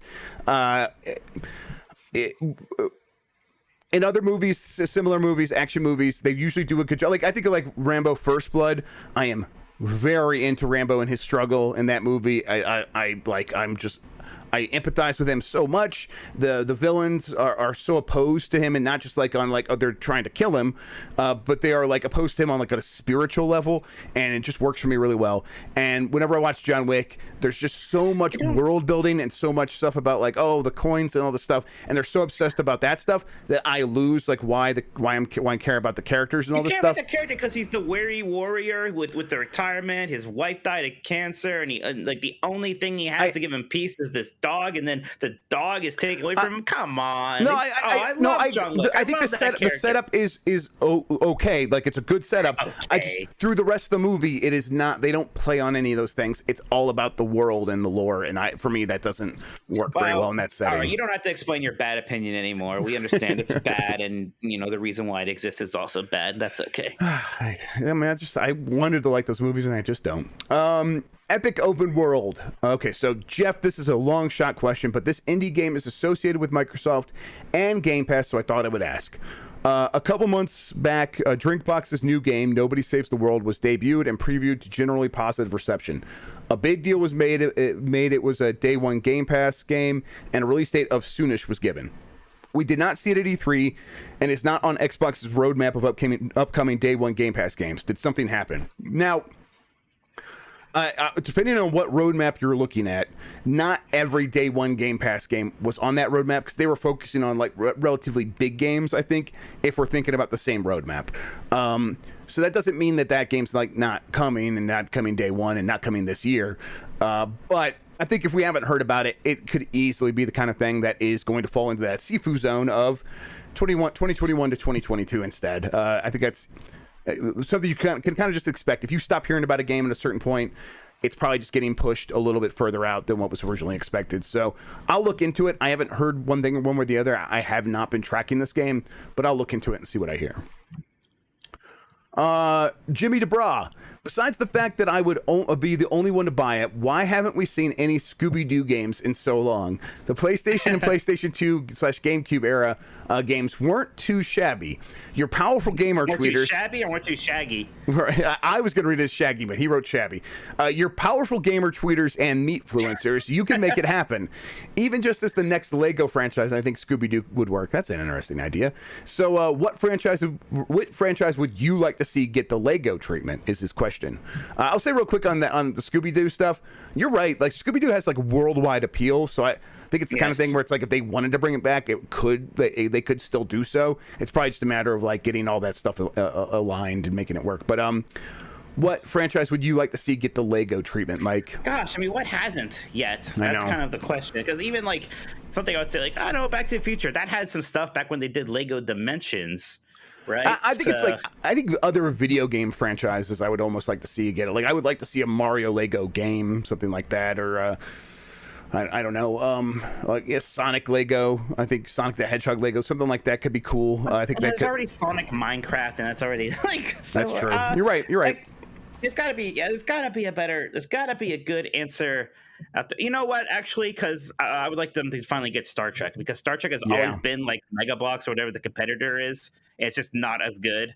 Yep. And I would love to see like a Star Trekky, like Next Generation, Deep Space Nine Lego game or something weird like that. We have 6 more. I'm gonna get through them. Let's see. From Sosuke. Do we think if Microsoft did acquire any studios, we would most likely hear about it around the same time they announced the Bethesda purchase, so around the end of September? No, I don't think it needs to work exactly like that. All these things take a different amount of time, and so that's not necessarily about like the timing of the year. It's just about like how long these deals take and those conversations and when it makes sense to talk about it. September, there's no reason why we wouldn't hear about it in September, but there's no like key reason why we heard about Bethesda in September. That's just when the deal was in a position where they could talk about it, moving into the point where it's going to be closed in a few months from then. Okay, yes. Prime Gamer 92 brings up a very important thing that I did want to mention. So, Prime Gamer 92 says, please address Sony tweeting the upside down PS5. This is very important to me. So, here's what I want everybody to do. If you have a PS5, I want you to go to it, turn it upside down, take a picture of it, and send it to me and hashtag it with Holsting, Hulsting, because Herman Holst, when he first took a picture of his was upside down, and I want to turn this into a meme. So go take a picture of your upside down PS5s, whatever that means to you, and send it to me, and it's hashtag Hulsting. I'll put it in the chat right now. Holsting. And don't be like mean to Herman Holst about it. It's about having fun. All right, this is just about like this. We're gonna have fun with this. All right. So I'm afraid to turn mine upside down. I don't want to hurt it. Don't hurt your PlayStation 5. If you're afraid of doing that, don't do it. But I'm going to do it myself. So I would not tell anybody to do anything I wouldn't do. But if you're like Mike, that's fine. Please don't hurt your PlayStation 5 for a joke for me, please. Yeah, I don't want to take responsibility for that. So Mike brings up a very good point. All right. Mike, what do you think about that? The upside down PS5. To me, I thought it was fun. I kind of like. It was funny. Yeah, I like the idea of like. I get it. I always get why. Like, yeah, you gotta. Get rid and of it. like someone like take pictures for like marketing campaigns. Like, what the fuck? What is it? Like, there's this disc. Like, what is? I'm just gonna lay it down on its side here, and the disc just trays at the top. Well, this looks right. I just love that. That's how people react to their PlayStation 5, and like. Herman Holst not putting on the stand and just setting it down to me is so good. I love it so much. Okay, Low Rule here with the very funny nickname of Hey Jeff thinks Medium is a perfect game, Grubb, and Mike Coke Zero Addict Minotti. Very true. If you could see any PlayStation series come back from the PlayStation 2 era, what would it be? Also would love to see a tier list of Nintendo franchises. Noted. God. Yeah, I mean the first thing that jumps to my mind is Jak and Daxter, right? Because although I'm not like so I was playing those games and I did really like them. I don't know if I'm super like we need a new one. I unless they really went and like Naughty Dog's making a Mario Odyssey kind of game, then I'd be pretty excited about that. I almost kind of liked the first game, sort of tropical collectathon 3D platformer thing, a bit more than the grungier shooter mechanic-y inspired Jak 2 and Jak 3. I am terrible at recalling this kind of stuff.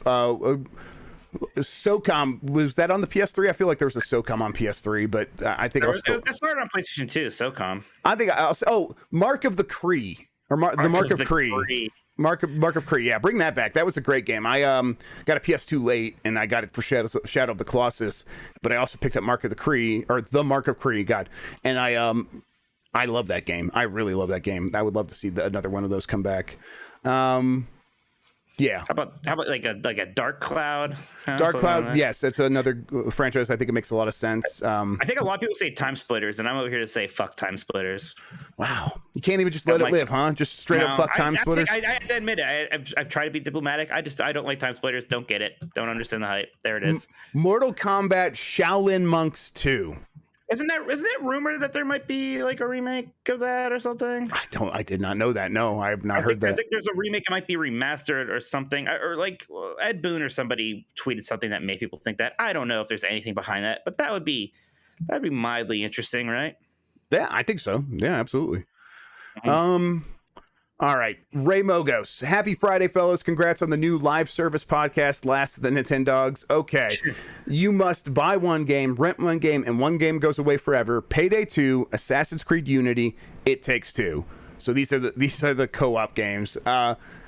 Mike, what do you think? I think I have my answer already, so yeah, I'm going to go with mine. I'm going to buy Assassin's Creed Unity because I like that game. Oh my God. And you can go look at Metacritic to see what score I gave it, which was probably too high, but I don't regret it one bit. And then I'll rent It Takes Two, and I will let Payday 2 go away forever because I've just never gotten into that. So I will buy It Takes Two. I think It Takes Two is actually fantastic. I haven't played Assassin's Creed Unity. I guess I'll rent it to try it. I've heard some people like you defend it, and this is going to break us. You're break our podcast apart, Mike. You got to love Assassin's Creed Unity because I gave it like a 90. No, No, I I don't. can no. Your I your don't care that opinions are much. often wrong. Just I don't- listen yeah. to what you were saying about John Wick. I don't care what you think. But I mean, I like Assassin's Creed. I'm like, yeah, I'll go play it. I don't know why the French Revolution setting always creeps me out a little bit. Like that's a very very dark, just Oh, ripping shit. people out. And I get some had it coming, but the whole like, we're gonna rip people out of their homes and put their heads on a pike, and you're gonna see the heads blinking. And I'm like, I don't know. It's a bit much for me sometimes. Payday's never been my thing. We can get rid of it. All right, I want if you're watching live on YouTube, Nick Turbo, look in the camera. Look at me. I saw what you just sent in. Will Lego Star Wars have ray tracing? REY. Oh no. From Louis Patelli. Hey fellas, happy Friday. 2 questions. Why isn't Sony talking to us about first party at all besides Horizon? And now that Dead Space is out there, are there any other surprises we should know about for EA Play? For that last question, I am not sure. I haven't heard about the exact lineup of EA Play beyond like understanding that Dead Space was kind of going to be their one more thing. But yeah, so I don't know if there's any other surprises. And then why isn't Sony talking to us about first party? Mike, why don't you think you kind of mentioned this a little bit earlier? We know because we know, there's I don't think there's any surprises for a while. Really, we know there's Deathloop coming. Then there's Horizon's the next big thing, and a couple director's cuts, and then we're gonna be thinking about God of War, and that kind of fills the slate for a little bit there. I know people are hoping for more. I'm sure there's going to be some other things, but they're not announcing Uncharted 5 anytime soon or something like that. Right. And then finally from Nick Turbo, where is my book report? Do I need to set a due date? I think you do. I think that's the only way you can get through with Jeff. Yeah, go ahead and set a due date. Give me a little bit of time though. I try to read that thing. So he's talking about the Balan Wonderworld novelization, which he bought for me. I think you should have until the end of September.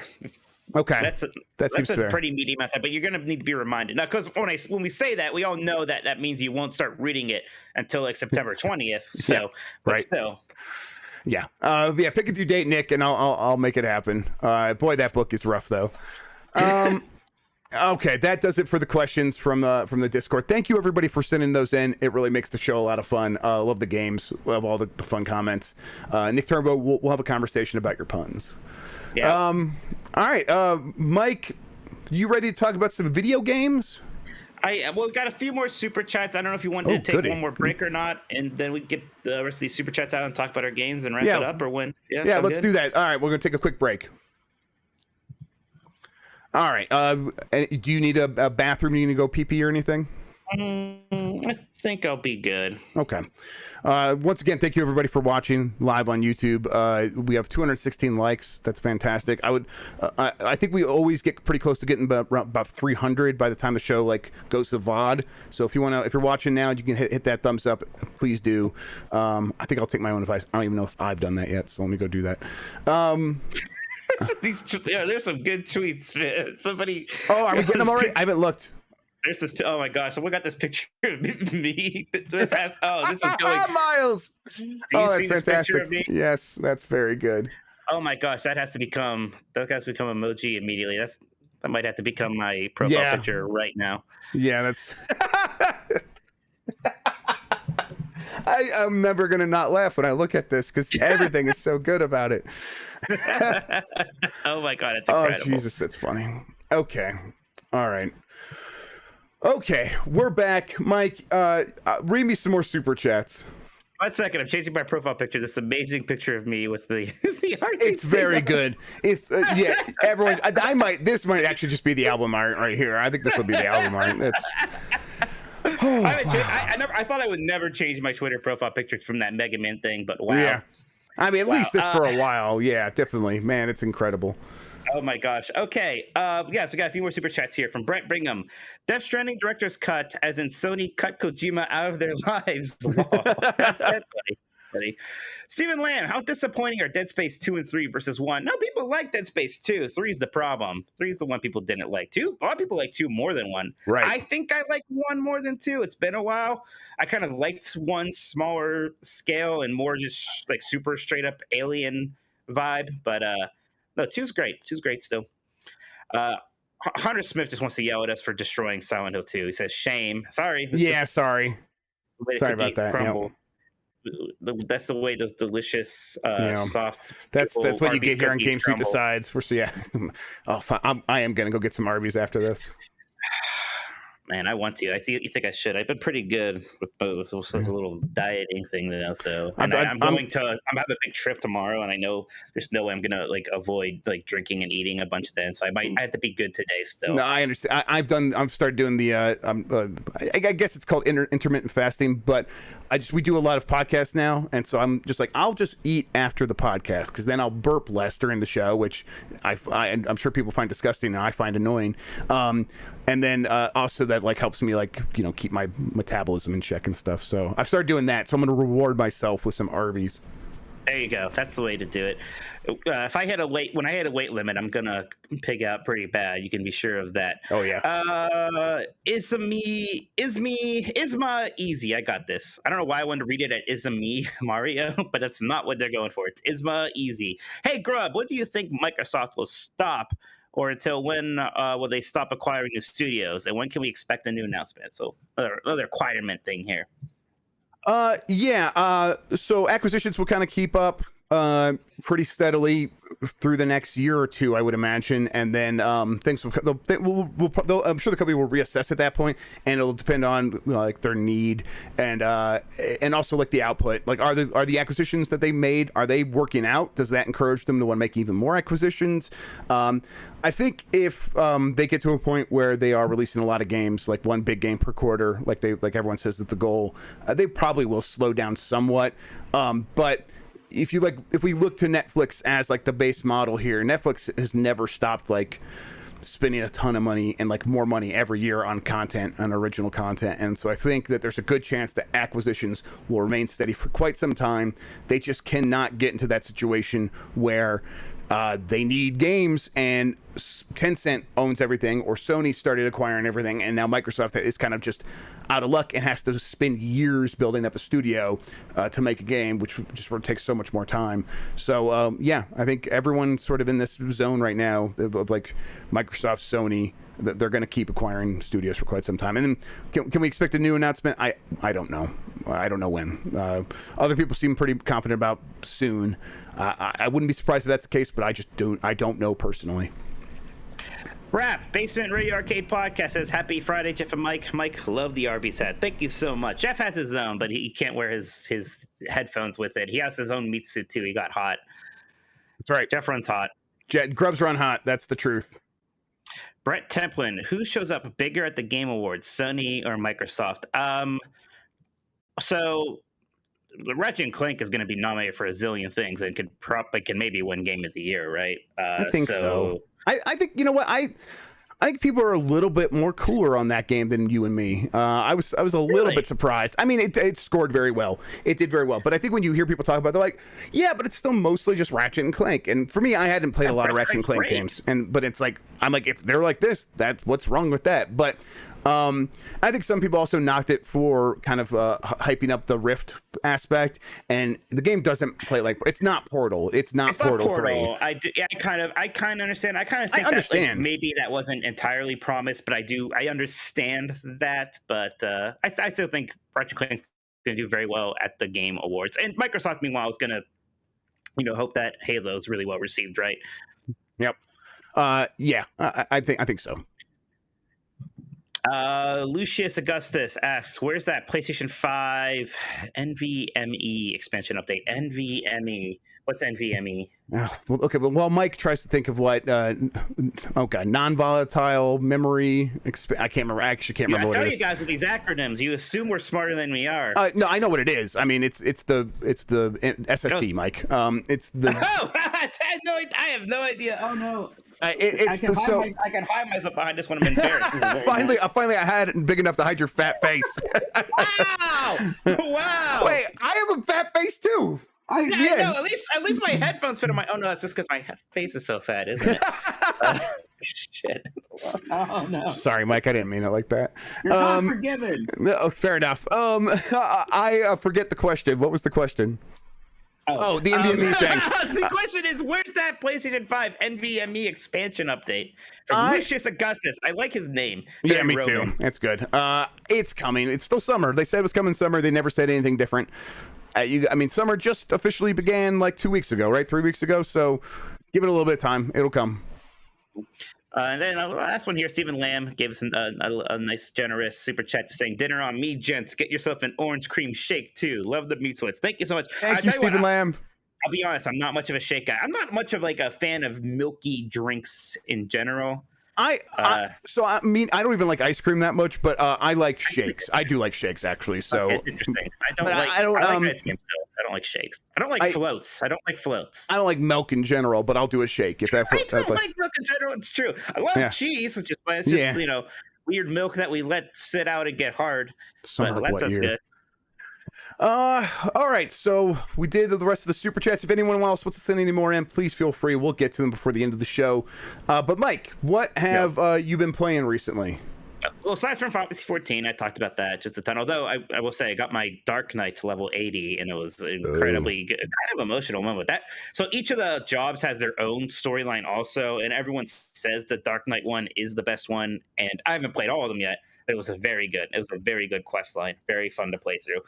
But I've actually been playing Donkey Kong Country. I've been trying because when I was a kid, I was like, Donkey Kong Country's okay. I don't really like these games that much. And people just have been going on forever about how great Donkey Kong Country is, especially Donkey Kong Country 2. So I actually finally played through all of that for the first time ever this week. And yeah, it turns out that is a fantastic video game. Especially the soundtrack. And Donkey Kong Country 1 has a great soundtrack. 2's might be even better. Really good stuff. Yeah, I was like, oh, Aquatic Ambience, so good. And everyone's like, well, what about Sticker Brush Symphony? I'm like, Sticker Brush Symphony is the real one. I'm like, yeah, and I've been listening to that a lot recently. It is fantastic. David Wise is incredible. I did start Donkey Kong Country 2 on my Switch as well because we talked about it a little bit.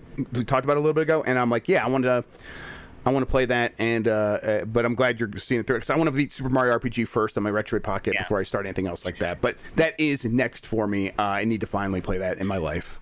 And then, since I beat it, I actually started Donkey Kong Country 3, which people are never as fond of, but I've been enjoying it. The biggest problem is that David Wise did not do the music in the soundtracks. We know what's weird though is that when they ported all of these to Game Boy Advance, all three of them. Yes. And when they did, David Wise just redid the soundtrack for Donkey Kong Country 3. But it's not like I haven't heard it, but apparently it's not like some immediate banger, and people debate if it's better than the original or not. But neither of them are as good as the Donkey Kong Country 1 or the Donkey Kong Country 2 soundtracks. But I still like Donkey Kong Country 3. I think another problem people have with it is that it is easier than the other two. And I not to sound like a video game journalist, but I kind of like that. There are times in Donkey Kong Country 1 and 2. Because again, I'm not some guy, some kid anymore who's getting this one game and needs it to last for me all summer, right? Right, that was Donkey Kong Country for me. Absolutely, I needed it to last through the holidays for me. Yeah. Right. And I'm just, I just want to beat it in a week. So I'm using the save states at least just to kind of make sure game overs aren't a thing. I'm not save stating in the middle of stages, but I'm save stating before them because if I run out of lives, I don't want it to go back 5 stages anymore. The heck with that. So I kind of like Donkey Kong Country 3. It's just basically I'm beating every level on the first try, at least for now. And you know what? That's fine. That's fun too. There is something fun about the challenge of the other two games, and they can get pretty difficult, but it can also be frustrating sometimes. Yeah. Someone says one of the Donkey Kong Country 2 songs was sampled into one of Drake's songs, and that's from The Real Sephiroth. The Real Sephiroth, you're going to have to send that to me on Twitter because I need to hear that. I wonder if it is Sticker Bush Symphony. I wouldn't be surprised. There's a few jams from that one. Yeah, I love when video game music gets used in actual radio releases. There's that South African rap group whose name I can never remember. They used a Streets of Rage song in one of their songs, and it's just straight up one of the Streets of Rage songs. So it's it's very good. Great. All right, I beat Mario Golf's campaign, and we didn't review this game. I think I might actually just write a review. I might feel compelled to do that. I guess I'll see how I feel early next week. But if I were to review it, I would probably give it 3 out of 5. I think the campaign was better than what I was expecting. It's still not great. It still is an extended tutorial. But it still worked for me overall. But the problem is now I've beaten that and I want to keep playing Mario Golf, but my options are try to get some friends together to play Mario Golf with me, and I'm not that guy. I can't like. Yeah, you never play games with friends. Yeah, I don't. It's like I'm like, okay, let's go make a plan to play this game together, and then I might get busy with something that pops up in my life, and then to have to tell people like, oh, I can't make it, and like, oh, you can go ahead and play without me if you want. It's too much stress. So I'm like, I wish there was just like an asynchronous, like tournaments mode or something that I could just join and keep playing golf online with people in a way that wasn't like this high pressure situation where I got to force people to like come play with me at a certain time. So I'm like, I don't know if I'm going to play this game anymore. And that's a bummer. I imagine that as they release more stuff for this, I'll come back and check in on it. But it's not like, golf is a little bit different than tennis. Tennis, like you go in there for a match online, and it's like a fighting game. You're going in there for a fighting round, and it's over quick, and that's that. And they do have tournaments in there, like you can kind of jump in on the tournament whenever you want.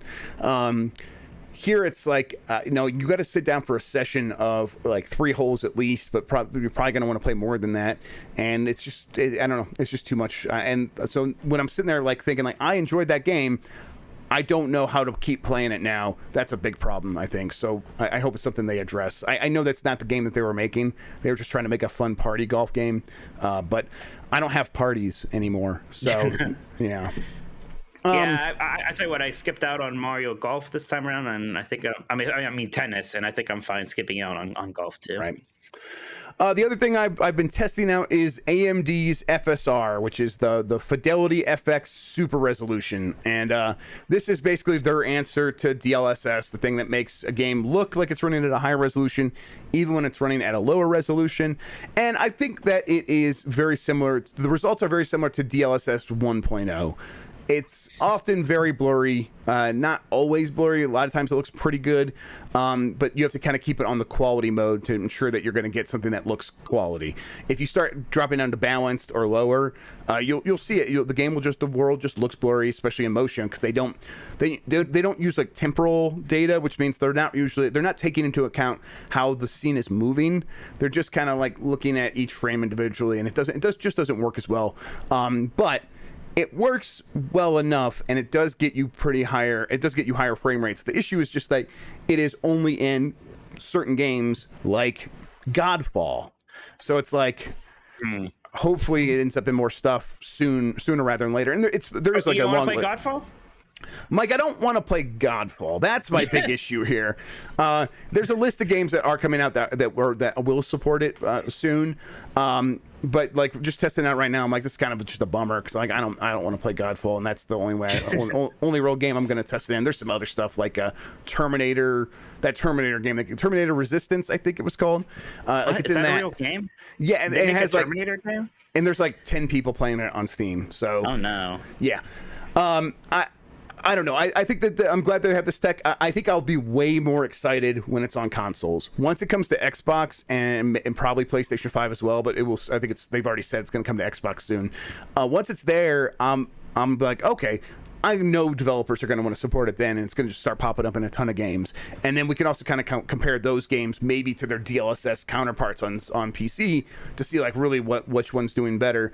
But for now, it's like, the tech works well enough. I probably would turn it on in quality mode in most games, even on a really beefy GPU, just to get those extra frames, because it doesn't hurt the visuals enough.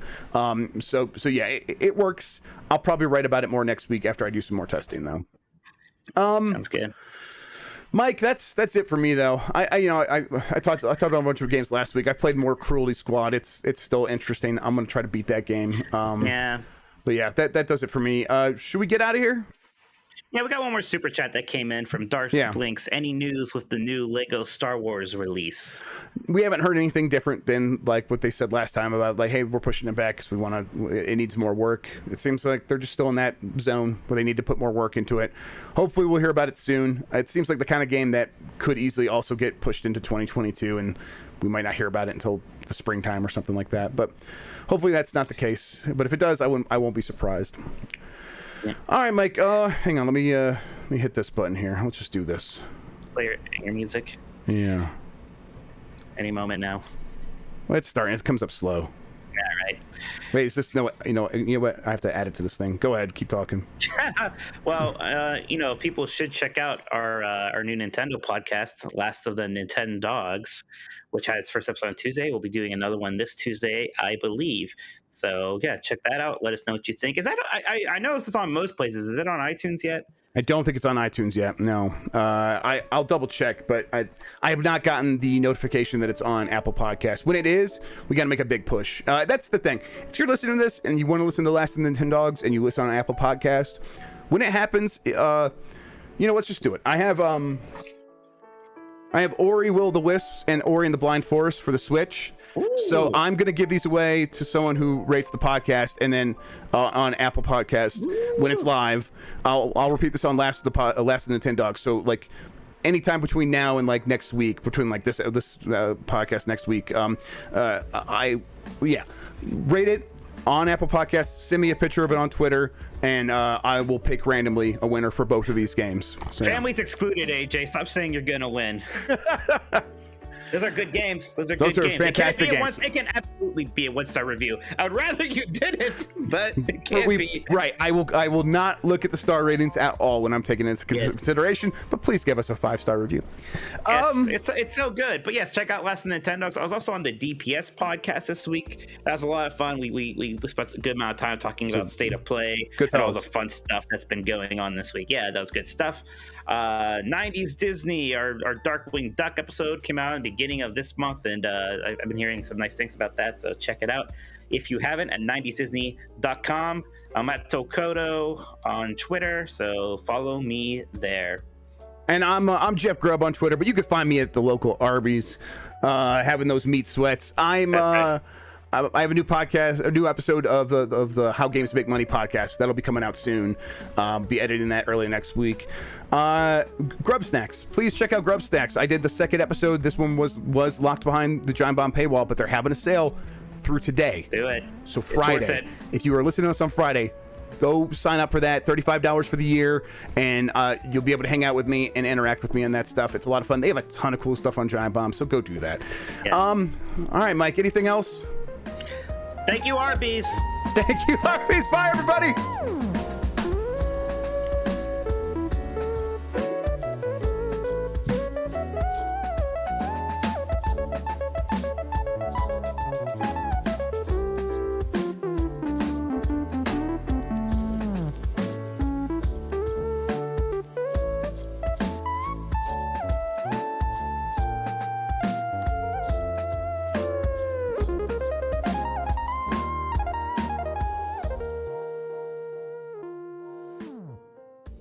The meats